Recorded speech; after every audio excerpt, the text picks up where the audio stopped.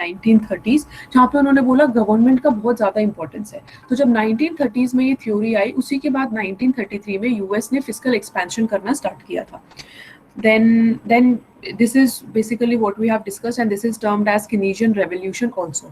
So today we'll be discussing about the Keynesian perspective much more in depth. एक तरीके से ये Keynesian perspective हमारी ग्रेट डिप्रेशन के इवेंट्स को एक्सप्लेन करता है एक समराइज तरीके से। क्या अभी तक सबको क्लियर है? Please message. अभी तक जो भी हमने ग्रेट डिप्रेशन के बारे में डिस्कस किया, क्या इम्पैक्ट हुआ था, क्या पॉलिसी इम्प्लीकेशंस थे, क्यों यूएस इतना सक्सेसफुल नहीं रहा डिप्रेशन से अपने आप को प्रिवेंट करने के लिए, या क्यों डिप्रेशन से वो जल्दी बाहर नहीं आ पा रहा था। क्या ये चीजें सबको क्लियर है associated with fiscal policy and monetary policy? Please reply. If you don't want to message on chat and if you are eating or drinking something, एक बार अपना अनम्यूट करके सिर्फ यस बोल दो। I will continue then. Yes, all right, so now let us discuss what was exactly the Keynesian explanation associated with this. Now the essence of the Keynesian explanation of Great Depression is contained in the simple aggregate demand model. जब हम aggregate demand की बात करते हैं तो इसका मतलब हम बात कर रहे हैं regarding government expenditure, regarding consumption, regarding taxes, that is disposable income and the investment. तो basically हम बात कर रहे हैं fiscal policy की। तो जो Keynesian एक्सप्लेनेशन था वो एसोसिएटेड था एग्रीगेट डिमांड मॉडल के साथ। इन्होंने ज्यादा इंपॉर्टेंस दिया था फिस्कल पॉलिसी को, ज्यादा इंपॉर्टेंस दिया था टैक्सेस को जो गवर्नमेंट रेवेन्यू होते हैं, और पब्लिक स्पेंडिंग को जो कि एक्सपेंडिचर होता है गवर्नमेंट का, as compare to the monetary policy. अब ये हमारा एक्चुअली ग्रेट डिप्रेशन हुआ क्यों था, तो कीन्स ने वो एक्सप्लेन किया है। 1920s में यूएस बहुत ही ज्यादा अच्छे से ग्रो कर रहा था, और उस टाइम पे 1920s में मास प्रोडक्शन हो रहा था ऑटोमोबाइल का, रेडियो का। अब आप सोचो मास प्रोडक्शन अगर हो रहा होगा, इसका मतलब लेबर सर्विसेज भी बहुत ज्यादा हो रही होंगी, और लेबर पेमेंट्स भी बहुत ज्यादा हो रही होंगी, फैक्टर पेमेंट्स भी बहुत अच्छी खासी हो रही होंगी, जिसकी वजह से लोगों ने बहुत ज्यादा पैसा इन्वेस्ट करना स्टार्ट कर दिया अपनी बेसिक चीजों को पूरा करने के लिए। तो हाउस होल्ड्स ने एक तरीके से अपना रेजिडेंशियल इन्वेस्टमेंट बहुत ज्यादा कर लिया था। There was a housing boom. पर 1930s में ये एकदम से डिक्लाइन हो गया, क्योंकि जो भी लेबर पेमेंट्स अपने इनकम के थ्रू लेबर सर्विसेज जो भी अपना हाउसिंग चाहते थे वो अपना इन्वेस्टमेंट कर चुके थे।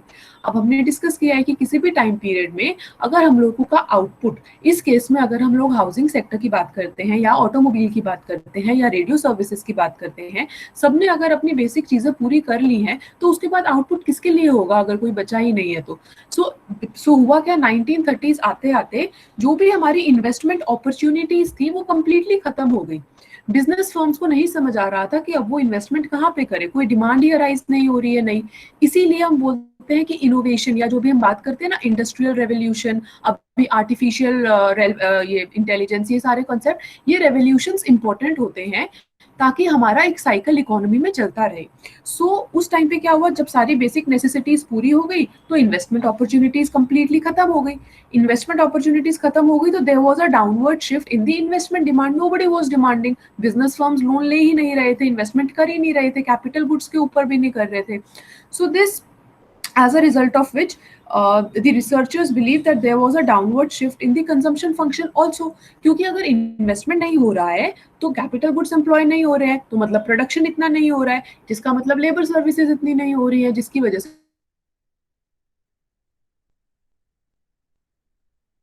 लेबर पेमेंट्स हो गया, उसकी वजह से हमारा कंजम्पशन भी डिक्लाइन हो जाएगा। So there was a downward shift in the consumption function also in the 1930s। अब उस टाइम पे अभी हमने डिस्कस किया कि फिस्कल पॉलिसी एक्सपेंशन होना चाहिए था, बट क्योंकि इलेक्शंस थे तो फिस्कल पॉलिसी बहुत ज्यादा पुअर थी, और क्योंकि यूएस एक कैपिटलिस्ट इकोनॉमी थी जो कि नहीं बिलीव करती थी कि हम लोग का गवर्नमेंट इंटरफेरेंस होना चाहिए, जो क्लासिकल इकोनॉमिस्ट में बिलीव करते थे कि गवर्नमेंट इंटरफेरेंस नहीं होना चाहिए, लेजस फेयर पॉलिसी होनी चाहिए, फ्री ट्रेड पॉलिसी होनी चाहिए, तो उन्होंने इतना इंपॉर्टेंस फिस्कल पॉलिसी को दिया ही नहीं। So there was fiscal policy, जिसकी वजह से और ज्यादा प्रॉब्लम हो गई और डिप्रेशन वर्स हो गया। Now, it is widely believed that experience of depression showed that private economy was inherently unstable. अभी तक हम जो बोलते आ रहे थे, जो क्लासिकल इकोनॉमिक्स के कंसेप्ट में बिलीव करते आ रहे थे कि इकोनॉमी अपने आप इक्विलिब्रियम पे चली जाएगी, जो प्राइवेट मार्केट प्लेयर्स हैं वो अपने आप एक स्टेबल इकोनॉमी को डेवलप करते रहते हैं, बट डिप्रेशन ने प्रूव कर दिया कि ऐसा जरूरी नहीं है। हमें इंटरफेरेंस की रिक्वायरमेंट होती है, गवर्नमेंट इंटरफेरेंस की रिक्वायरमेंट होती है, as and when the time is required, जैसा भी जरूरत होती है इंटरफेरेंस होनी चाहिए। So that recession could begin spontaneously as a result of self-fulfilling prophecy. इसका मतलब ये है, आप लोग जो 5th सेमेस्टर में जाके इकोनॉमिक ग्रोथ एंड डेवलपमेंट पढ़ोगे, वहां पे आप लोग इस चीज को ऑब्जर्व करोगे कि हम ये बोलते हैं कि जो कैपिटलिस्ट इकोनॉमी होती है वो अपने आप को खुद ही डिस्ट्रॉय करती है। वो अपना प्रॉफिट अर्निंग, जो उनकी सेल्फ फुलफिलिंग डिजायर्स होती हैं, उसकी वजह से कैपिटल इकोनॉमी अपने आप डिस्ट्रॉय हो जाती है। उसका रीजन ये है कि कैपिटलिस्ट इकोनॉमी क्या बिलीव करते हैं कि प्रॉफिट मैक्सिमाइजेशन होना चाहिए। प्रॉफिट मैक्सिमाइजेशन के लिए वो प्राइसेस बहुत ज्यादा डिमांड करेंगे और जो लेबर सर्विसेज हैं उनको इनकम कम प्रोवाइड करेंगे। तो अगर आप लेबर सर्विसेज को कम इनकम प्रोवाइड कर रहे हो और गुड्स ऑफ द प्राइसेस को ज्यादा रख रहे हो, तो जब लोगों के पास पैसे ही नहीं है तो फिर वो हाई प्राइसेस कैसे पे कर पाएंगे, जिसकी वजह से कैपिटलिस्ट इकोनॉमी अपने आप, अगर वो किसी तरह का रेवोल्यूशन नहीं करती है तो वो अपनी पॉलिसीज की वजह से, अपनी प्रॉफिट मैक्सिमाइजेशन डिजायर्स की वजह से अपने आप डिस्ट्रॉय हो जाती है। तो डिप्रेशन ने ये चीज प्रूव करती थी that private economy is actually inherently stable, मतलब उसके जो बेसिक कंसेप्ट्स हैं उसी की वजह से वो अनस्टेबल हो जाती है। So this recession they can start because of this self-fulfilling prophecy. Now the experience of 1930s was implicitly or explicitly the basis for a belief that active stabilization policy was needed to maintain a good economic performance. Stabilisation policy की बहुत ज़रूरत है ताकि economy हमारी अच्छे से perform करती रहे, और ये स्टेबलाइजेशन गवर्नमेंट को प्रोवाइड करनी चाहिए, ऐसा कीन्स ने बोला। So the Keynesian model not only offered an explanation कि क्या हुआ, कीन्स ने बता दिया कि हमारी इन्वेस्टमेंट डिक्लाइन हो गई, ये एग्रीगेट डिमांड की वजह से प्रॉब्लम हुई है, ये एग्रीगेट सप्लाई की वजह से प्रॉब्लम नहीं हुई है, this is majorly the problem of aggregate demand, तो हमें एग्रीगेट डिमांड को बूस्ट करना चाहिए। So Keynesian not only offered an explanation for what happened, but also suggested policy measures that could have been taken to prevent the depression and that could be used to prevent future depressions. So vigorous use of counter-cycle fiscal policy was the preferred method for reducing the cyclical fluctuations. अगर हम लोगों को कोई भी recession बचाना है होने से, तो इन्होंने सजेस्ट किया कि हमें टैक्स कट करना चाहिए, there should be a cut in the taxes and there should be an increase in the government spending. अभी भी हम यही देखते आ रहे हैं कि जब अब कोविड के टाइम पे हमने वो एग्जांपल डिस्कस किया था, इंडियन एक्सप्रेस का आर्टिकल डिस्कस किया था, वहां पे भी हमारी गवर्नमेंट स्पेंडिंग इंक्रीज हुई थी, और गवर्नमेंट स्पेंडिंग हमें उन सेक्टर्स में इंक्रीज करना चाहिए जिनकी इंटरलिंकेज है दूसरी इंडस्ट्रीज के साथ, ताकि मल्टीप्लायर टाइम्स इफेक्ट आए। So what about the monetary factors? तो फिस्कल पॉलिसी तो कीन्स ने बोल दी एक्सपेंशनरी होनी चाहिए, यूएस तो कंट्रैक्शनरी कर रहा था इलेक्शंस की वजह से। So the Fed argued in the 1930s that there was little it could have done, क्योंकि फेड ने ये बोला कि इंटरेस्ट रेट तो ऑलरेडी बहुत डिक्लाइन कर चुका था, अगर उससे ज्यादा हम इंटरेस्ट रेट डिक्लाइन करते तो इतना ज्यादा इम्पैक्ट आता ही नहीं मनी डिमांड के ऊपर, लोग मनी नहीं डिमांड करते, क्योंकि हम लोग एक लिक्विडिटी ट्रैप सिनेरियो में चल रहे थे। गाइस 1 सेकंड, बहुत धूप आ गई।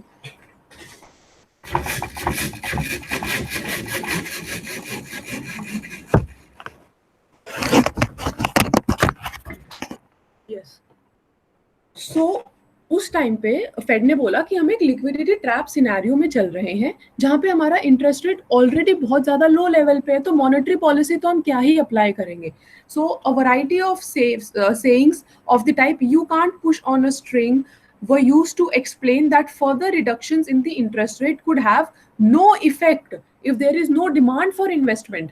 अगर इन्वेस्टमेंट की डिमांड है ही नहीं, बिजनेस फर्म्स इन्वेस्टमेंट करना ही नहीं चाहते हैं, हाउस होल्ड्स भी रेजिडेंशियल इन्वेस्टमेंट करना ही नहीं चाहते हैं, तो ये इंटरेस्ट रेट रिडक्शन की वजह से इन्वेस्टमेंट इंक्रीज होगा ही नहीं, क्योंकि कीन्स ने बोला मेजर रीजन था कि इन्वेस्टमेंट अपॉर्चुनिटीज ड्राई अप हो गई थी। तो जब अपॉर्चुनिटीज ही नहीं है तो इंटरेस्ट रेट कितना ही कम कर लो, इन्वेस्टमेंट इंक्रीज होएगा ही नहीं। So this is what he was trying to explain. So investment demand was thought to be very unresponsive to the rate of investment. अब अगर इन्वेस्टमेंट डिमांड अनरिस्पॉन्सिव है तो आप वो सोचो जो हमने मनी डिमांड की इक्वेशन डिस्कस की थी ना, KY - HI, तो इसका मतलब वो H 0 है, कुछ रिस्पॉन्ड ही नहीं हो रहा है। I hope you guys are able to recall that equation.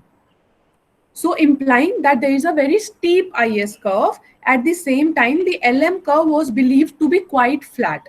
LM curve flat है, इसका मतलब investment demand completely unresponsive है to the interest rate, and though not necessarily reaching the extreme of a liquidity trap.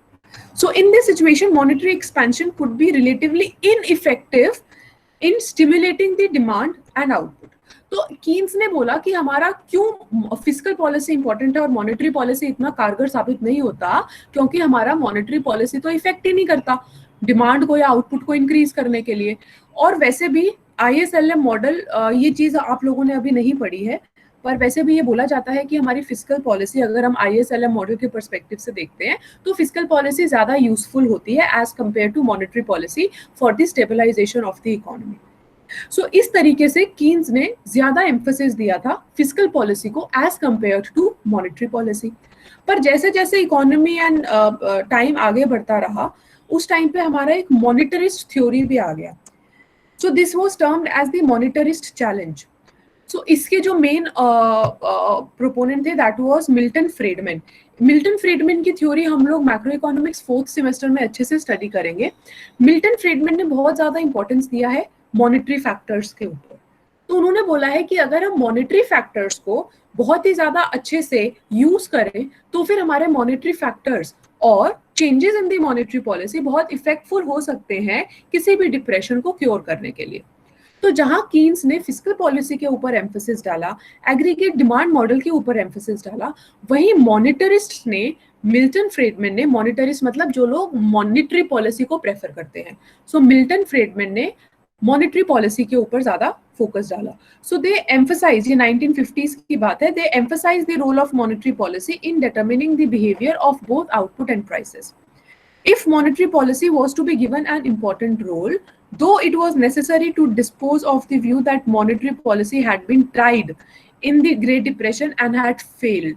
In other words, the idea that you can't push on a string to be too challenged. मतलब इन्होंने बोला कि ठीक है monetary policy try की होगी, but हम किसी भी एक आइडिया को बहुत ज्यादा पुश नहीं कर सकते हैं, क्योंकि वो लिक्विडिटी ट्रैप वाली सिचुएशन आ जाएगी। So if monetary policy, they said, उसको इंपॉर्टेंस रोल अगर दिया जाता, सही तरीके से दिया जाता, तो हम हेल्पफुल होते। So they argued that the depression, far from showing that money does not matter, is in fact a tragic testimonial to the importance of monetary factors. They argued that with skill and style, that the failure of the Fed to prevent bank failures and the decline of money stock from the end of 1930 to 33 was largely responsible for the recession as being serious it was.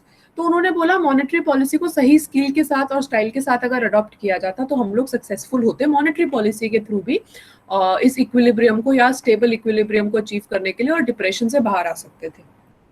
So what is the conclusion? So basically they are just saying that both Keynesian and monetarist explanations of Great Depression fit the facts. मतलब दोनों ही हमारे helpful हो सकते थे, but US ने fiscal policy और monetary policy दोनों को ही सही तरीके से अडॉप्ट नहीं किया। जहां यूएस को फिस्कल पॉलिसी एक्सपेंशन करना चाहिए था, जहां पे एक बहुत स्ट्रॉन्ग एक्सपेंसिव मॉनेटरी और फिस्कल पॉलिसी होनी चाहिए थी, वहां पे यूएस उल्टे काम कर रहा था। उल्टा मतलब कंप्लीटली अपोजिट, टैक्स को इंक्रीज कर रहा था अपनी फंडिंग को फाइनेंस करने के लिए।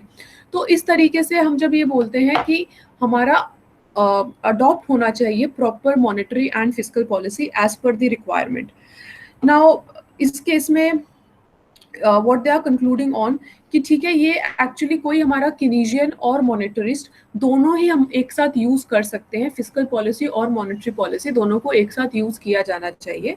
पर 1930s में सिचुएशन इतनी ज्यादा मतलब ड्रास्टिक हो गई थी और एक्सट्रीम एंड्स पे चली गई थी कि मॉनेटरिस्ट थ्योरी को और कीनीजियन की थ्योरी को दो अलग थ्योरी करके समझा गया।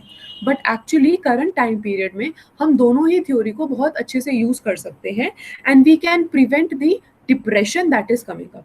That is why we say कि अगर हम पुराने रिसेशंस को पढ़ते हैं, क्राइसिस को बढ़ते हैं तो फिर हम आने वाले रिसेशंस को प्रिवेंट कर पाते हैं। प्रिवेंट अगर नहीं भी कर पाते, कोरोना जैसा कोई सिचुएशन हो गया, तो एटलीस्ट हमें एक्सपीरियंस से ये पता होता है कि हमारे स्टेप्स क्या होने चाहिए। हमें कभी भी रिसेशन के टाइम पे अपने टैक्सेस इंक्रीज नहीं करने चाहिए, गवर्नमेंट को अपनी स्पेंडिंग कट नहीं करनी चाहिए, क्योंकि यही दो मेजर फैक्टर्स हैं जिसकी वजह से हम रिसेशन से बाहर आ सकते हैं या जिसकी वजह से रिसेशन का इम्पैक्ट कम कर सकते हैं। So this was your 19.3 that was associated with the Keynesian explanation of the Great Depression. Now it has